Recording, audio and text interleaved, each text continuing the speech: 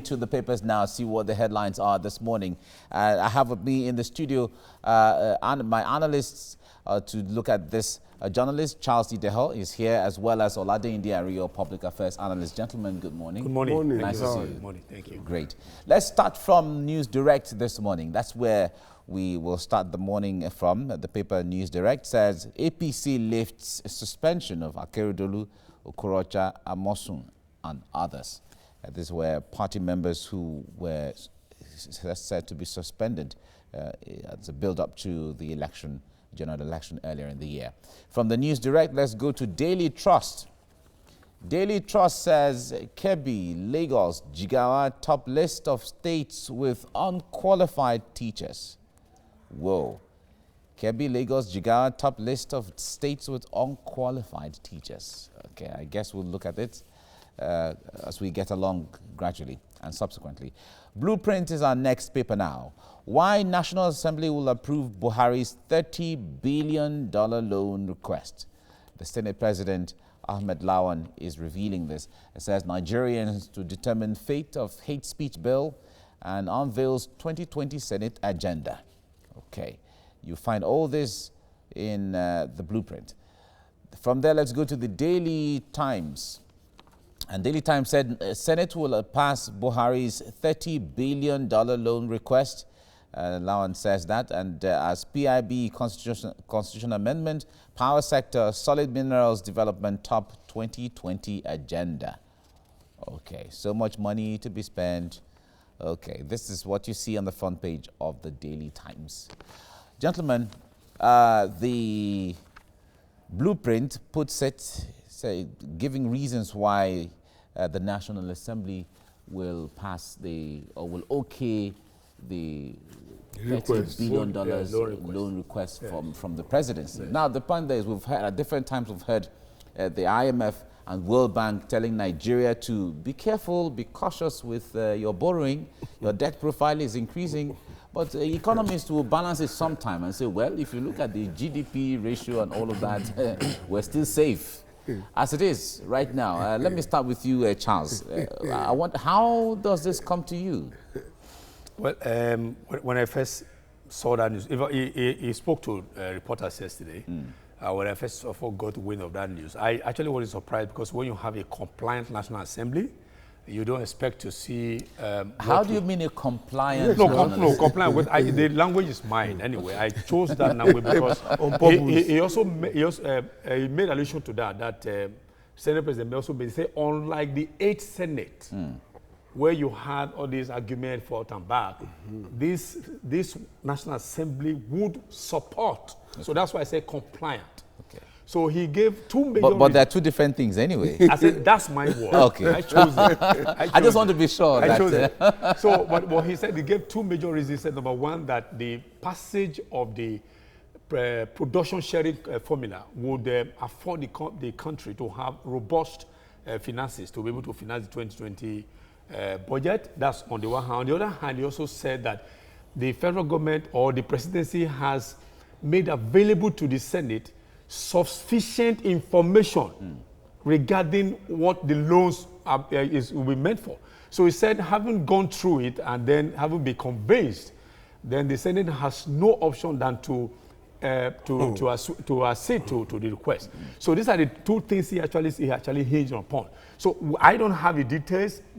I don't have what I'm saying. I'm not a senator yet. Okay. Oh, you tend to be. Oh, yet. But it's my country. No, of course. He has a right to contest anytime. I'm qualified. Who says he can't contest in 2022? I'm not trying to be sure that I had it right. But if you look at the question, for me, I always look at the borrowing money or debt is not a death sentence to any country.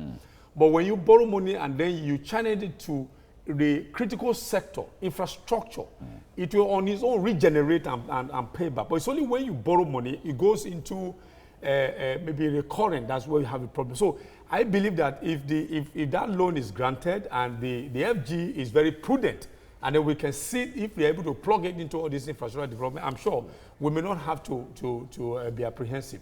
So that's why I said, what Senate has said the information they need, number one, is that the passage of the the PCB, I can't recall what is that. Okay, production sharing company, PSC, and the fact that what they require from the FG, that they have made it available, that's adequate information, sufficient information. Sufficient information. Yes. Let me hinge on that, Oladinde, and come to you on this. If the National Assembly has sufficient information as to the breakdown of when this is borrowed, this is where the money will go, this is the expected outcome, this is the expected impact, this is the expected benefits to the economy, to the people, and so on, shouldn't Nigerians give it some level of confidence and trust? Governance is not about figures. It's about people. There can't be a king when there's no kingdom. Now, agreed that they represent our interests, I mean the Senate, it still does not take away the fact that we should be sufficiently informed. Nothing stops the presidency or the Senate from letting us, Nigerian people, all of these things they want to do is about us. They are meant to give us better lives and better living. So why don't we have the information? And when you don't give information, you create room for rumor. How about the National Assembly having the information on your behalf? Because you have voted them in. Agreed that we voted for them. We are not blind illiterates. We all are equally educated, and then we can discern. Nothing stops from knowing. Perhaps there are places where T's need to be crossed or I's need to be dotted, and we can add our voices to it. Don't they have public hearings? What stops them from bringing this onto the public and say, okay, the president wants 30, because let me tell you, that amount is significant. Yeah. I mean, when you look at that figure, you add it to what we are already owing. We have crossed the border. All the warnings from IMF, World Bank, whether we like it or not, they mean well on that score. You don't keep borrowing, and then in the way whereby you borrow, and what you borrow cannot repay. Borrowing should not be for consumptive expenditure. But we have 2 trillion. We often have 2 trillion naira in our budget to service loans. Well, that's it. So it's a soft way of paying back. When you look at that, you look at the budget for oil subsidy. Look at what power people are asking for, Nagenco and whatever you call them, Disco. Yes. What they're asking for as bailout. 1.5 trillion and the amount that we are expending fighting terrorism. We are not going to grow this economy. No, because all of them they're married. Okay. You cannot look at one in isolation. Yeah, but on the ground where this money is borrowed and it is used judiciously. Like yes, exactly. That's why I said we don't. Would it not make a difference? Well, he just told you now that if we the people have ideas of what the money is going to be used for, we wouldn't worry. No. See. But there are two things here. Can I say this? Mike? Yes. And I said, whose fault? He was talking about public hearing. Now, I have a senator representing my constituency, right? It is the people that we demand to hear from them. No, hold on. Listen. All right. I said that we have left behind the Greek city-state democracy, yes, where we all had to gather at the village square. What I'm saying is that if somebody in Lagos West, for instance, where bring Solomon Adeola, we can all jointly ask him to come and explain to us. But is he not obligated to come to the people? You don't have to go and ask him. Or is the chicken and the egg? No, if he doesn't come, we can ask him. All right, gentlemen, we have to leave it here now. I disagree with you on that. Okay, all right. We should keep us involved. We are his employers. We can ask him. We can say come. We summon him to come. It's all right. No problem. This is the beauty of it after all. It's the chicken and the egg. Let's put it that way. Charles Ideho, thank you very much for coming on the program. And Lade in the area, thank you very much for coming as well. My pleasure. Thank you. To the papers now, see what the headlines are across Nigeria. And I have with me in the studio Charles Ideho, as well as Olade in the area to do justice to this now. Gentlemen, nice to see you. Thank you. Thank you. Great. Now let's begin with the News Direct. Now, News Direct is where we start from. APC lifts suspension of Akeredolu as the governor of Ondo State, Rochas Okorocha and Amosun and others. You find that on the front page of the News Direct. From there, let's go to Daily Trust. Daily Trust says Kebbi, Lagos, Jigawa top list of states with unqualified teachers. Certainly, my guest will be quite interested on this topic for us to discuss shortly. Now, Blueprint is where we go next, and it says why National Assembly will approve Buhari's $30 billion loan request. Lawan is saying this and says Nigerians to determine fate of hate speech bill and unveils 2020 Senate agenda. You find all that on the front page of the Blueprint. Daily Times is the next point of call. Senate will pass Buhari's $30 billion loan request. As Senate President Ahmed Lawan is revealing this as PIB Constitution Amendment, Power Sector, Solid Minerals Development, Top 2020 Agenda. Okay, you find all that here. Now, The Nation is where we go next. And it's dwelling on the Senate. It says, hate speech bill for Nigerians to decide. That's the Senate saying this. Nigerians will decide the hate speech bill. From The Nation, let's go to the Vanguard.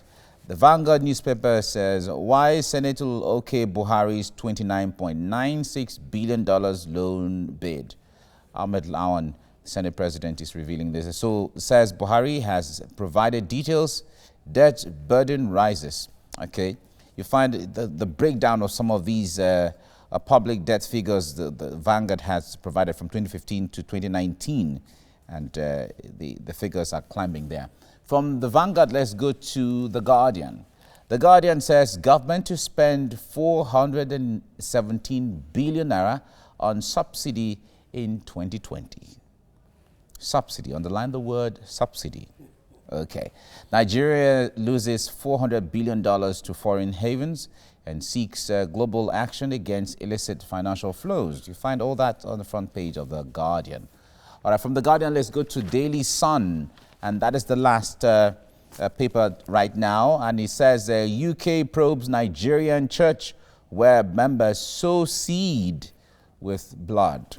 Okay, this is going to be troubling. But the story has been on social media in the past few days, if not by at least within the last week, has been there on giving breakdown and the name of the church and all of that. But however, this is a story on this Daily Sun. All right, gentlemen, you'll be interested in the story on the Daily Trust. Daily Trust says Kebbi, Lagos, Jigawa top list of states with unqualified teachers. This is quite troubling. And in fact, counting Lagos in the mix is... that's the irony of it. If you know Lagos, the way I know Lagos, okay, it won't surprise you. Wow. Yeah.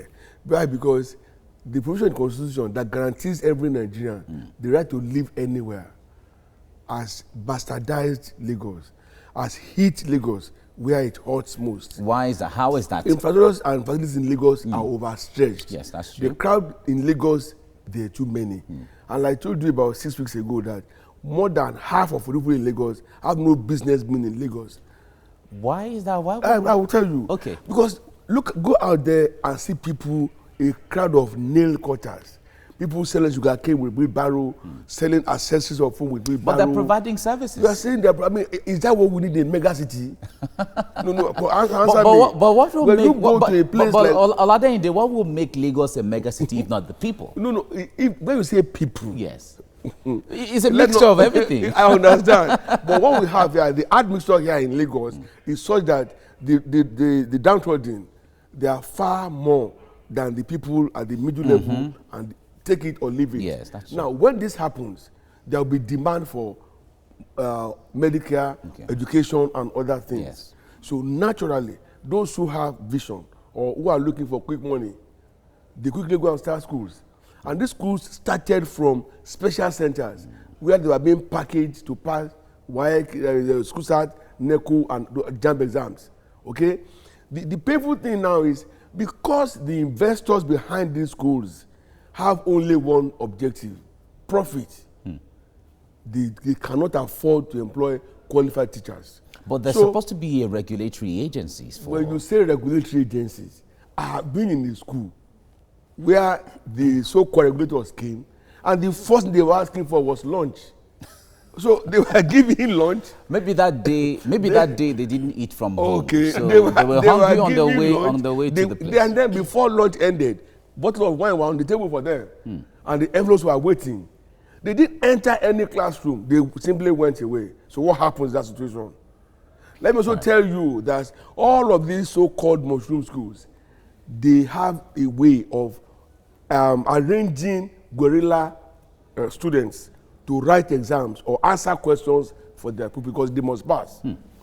Well, Charles, I wonder how troubling this is for you. I remember some time in Benin where the government constantly was clamping down on illegal schools, the schools that were not registered, and the kind of outcry that followed exactly. That one woman could not even write her name. I was a teacher. Yeah, we've seen tests being conducted under former Governor Oshomole. It happened in Benin. It happened in Kaduna State under Governor Rufai and all of that. But talk to us, how troubling is this, Charles? It's quite troubling.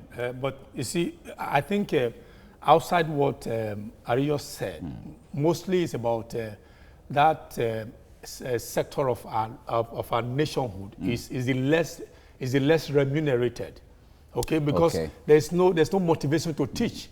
I mean, I can't. So people are scavenging to survive. Exactly. So I mean, the knowledge acquisition is part of the human development. And it's costly. Because of that, people who are supposed to be motivated to actually work in those sectors are not adequately remunerated. So what do? You have to look for alternative as the everyday people who are ill-prepared. But when I was going those days, you had 4 categories of teachers. You had the qualified teachers, okay, those who went to teachers training colleges and all that. Then you had the auxiliary teachers, those who finished school and maybe they got grade 1 also, they were retained. You have student teachers, those who were coming from for teaching practices, and then you have expatriate teachers. Okay, so this distinction, if you were called an auxiliary teacher those days, it was derogatory. So you want to go for higher knowledge. Okay, but and you want to earn it. You want to earn it, yes, I'm saying. So because it's quite derogatory to be called an auxiliary teacher. So you want to be like a qualified. So in that case, you go back to school to acquire more knowledge and more degrees. Good, but this day we don't have that anymore. And because those people over that time, and they were adequately remunerated. A headmaster in those days will be given loan to buy a Peugeot 404 or a Beetle.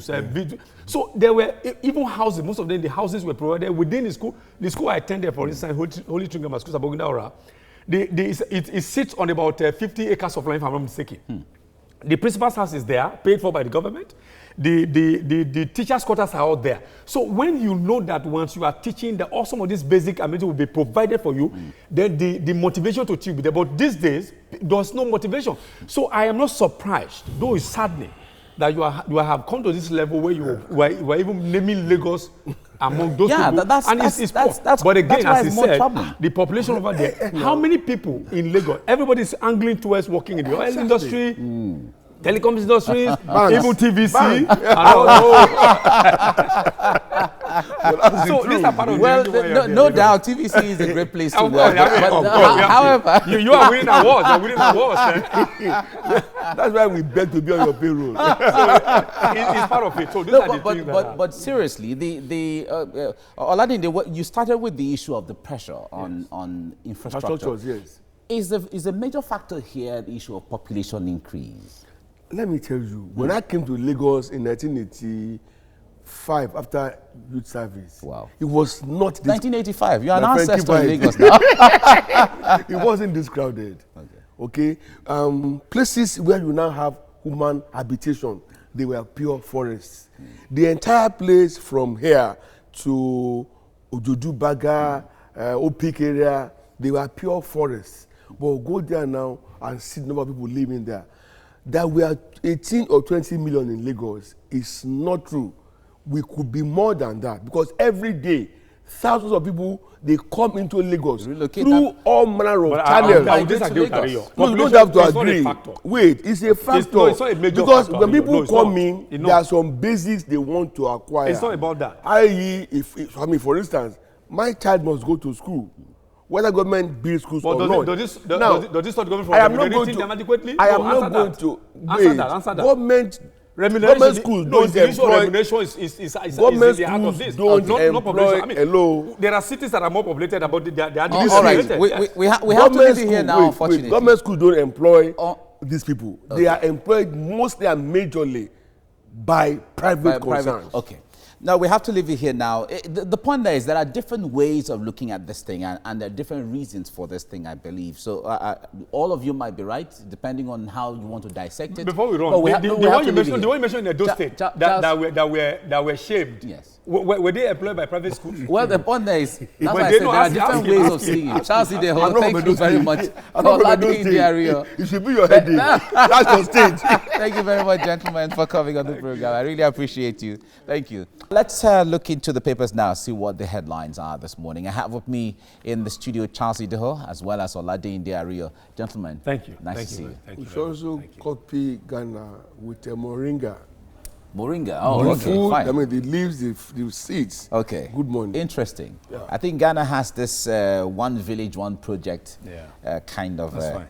All right. Let's begin with News Direct now. That's where we start from. APC lifts suspension of Akeredolu, Okorocha, and Mosun. Others.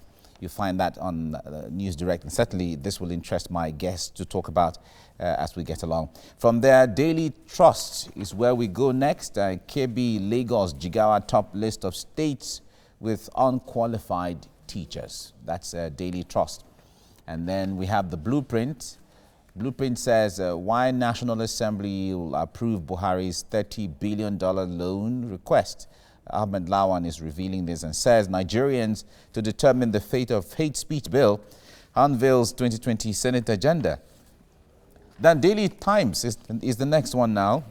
A Senate will pass Buhari's $30 billion loan request. Lawan is saying this as a PIB Constitution Amendment, Power Sector, Solid Minerals Development top 2020 agenda. All right, The Nation newspaper is the next paper now on Senate. Hate speech bill for Nigerians to decide.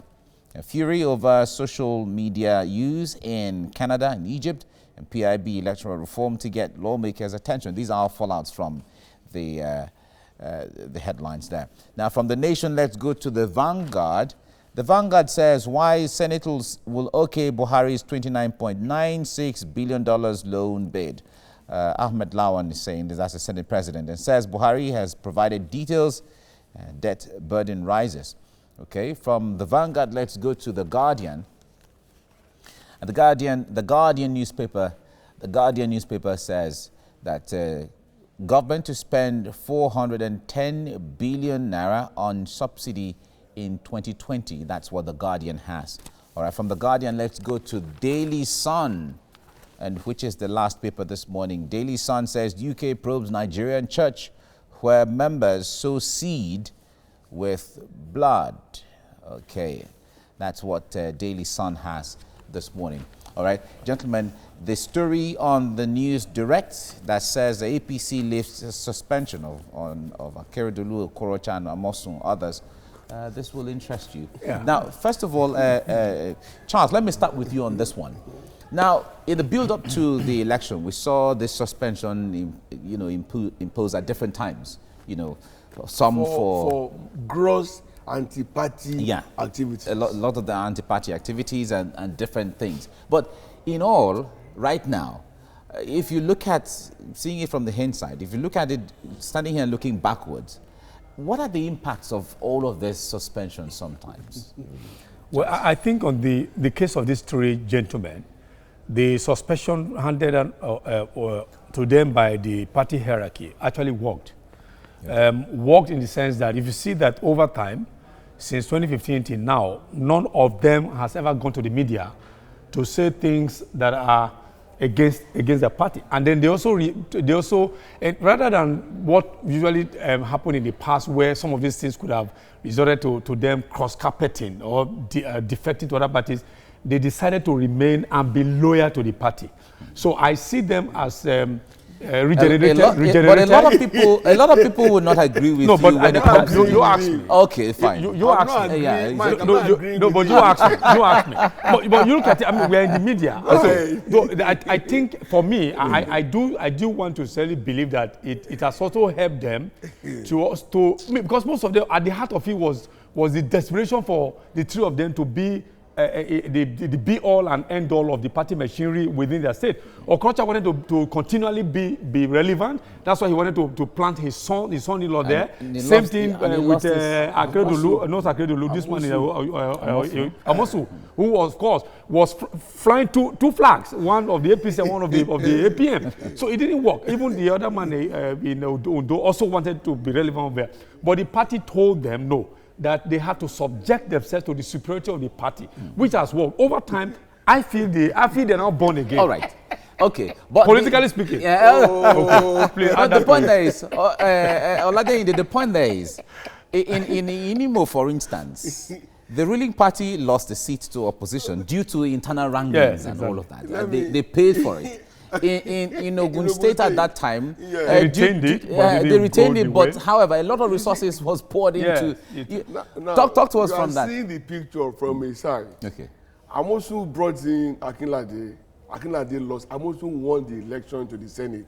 Today is a senator. Okorocha tried the same thing in Imo.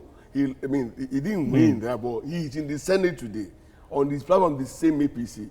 My take in all of these things is we still don't have political parties in Nigeria. What we have are vote-catching machineries.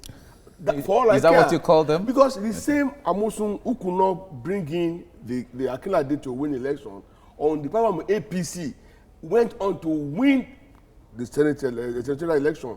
How do we explain that? No, the punishment didn't work. As it worked. As if the punishment worked. Wait now. How? When you say suspended them, and you said they've not made media statements, Amosun was very volatile then. No, there was no, he didn't hide it. Okay? But Charles said they have repented. Charles, wait. Yeah, when politically. you say repented, you see, the phenomenon of no consequence that pervades our environment just played out there. To what was the effect of the suspension? Yeah. Oh, that was my number one question. Wait, Charlie, wait now. Wait. Go ahead. If Amosu could still become a senator within that same charged atmosphere, if Okorocha could still become a senator in that same corrupted and bottom environment, what punishment are they serving? The only thing is, the people they wanted to plant in power, they didn't get there. So is that no punishment? They still retain their relevance. Perhaps you want to know this. Today in the Southwest, nobody gets federal appointment without Abotu's stamp. No, it's Amosu in charge. No, it's Amosu openly in charge of the happenings of Ogun State. Well, the answer is like well, the point there is the party is the one who owns the seat, and the party is supreme when it comes to that. We may not be in the position to know who is in charge of who, but we know the party is in charge. And the party caught them to size. The party caught them to size because they wanted to be above the party, but the party said no, you have to subject yourself, which was what the suspension sought to do. I do believe that the suspension worked effectively so and reduce them and put them under the supervision of the party, which is what is working today. Okay, so now they have repented, so they are under the party. Under the party, yes. Okay, that's your opinion. That's my opinion. All right. Olade, yes, time, yeah. I was live in Abeokuta during the presidential campaign. The president could only tell the people to vote whoever they wanted. I mean, we would have expected as the APC candidate. The effect of the suspension is where you should hammer on. If they were to be caught to size, it was enough for them to say, vote for our candidate, not of your choice. Just wait. And they had their day in the sun. Today they are in the Senate. And then where they are still, they are calling the shots. And that's the truth. How are they calling the shot? No, wait. Is Okorocha calling the shot in Imo? All right. Is Okorocha calling the shot in Imo? Answer that question before we go. Is Okorocha calling the shot in Imo State? At the Senate. Even that he can't even go home freely. No, but he already lost the states to another political party. But let's leave it here now. Gentlemen, thank you very much. Thank you very much. In UPN days, you dare not. UPN, that's in the early days of that was the Second Republic. Long time ago. Thank you very much. It's really an interesting time with both of you, Olade in the area. Thank you for coming on the program. Thank you. Charles Ideho, thank you very much for coming as well. Okay.